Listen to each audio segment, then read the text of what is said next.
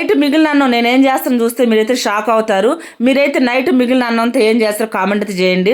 ఇలా బాగా అన్నం అయితే పొడి పొడిగా కలిపేస్తాను ఉండలు లేకుండా. ఉండలు లేకుండా ఎందుకు కలుపుతాను అది కూడా చెప్తాను. దాంట్లో కొద్దిగా పాలు పోసుకుని అయితే బాగా కలిపేస్తాను. నైట్ అన్నంతో నువ్వు చేసే పని ఇదా అని మీరైతే ఖచ్చితంగా షాక్ అవుతారు. ఈ వీడియో చివరి దాకా చూస్తే ఈ రవ్వ కలిపి నూనెలో బోండాలు వడలు చేసుకుని మన కడుపులోకి వేసుకున్న కంటే ఇది చాలా ఉత్తమం అని అయితే నేను అనుకుంటున్నాను. చేసేయండి, పాలు పోసి కలుపుకుని అన్నం తీసుకుని అయితే పోదాము. కుక్కకైతే పెడుతున్నాను అనమాట.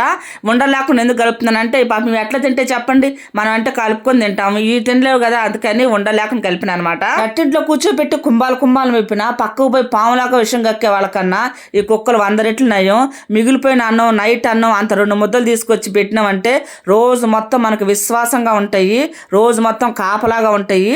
అవునా కదా, మీరేమంటారు? మీకు ఉదాహరణ చెప్పాను నైట్ అన్నం ఏం చేస్తానని. నైటే కాదు, నేను మామూలుగా కూడా అన్నం పెడతాను దానికి. మీకు ఎప్పుడైనా నైట్ అన్నం మిగిలితే ఏదైనా కుక్కలకు పెట్టండి, పడేయకండి.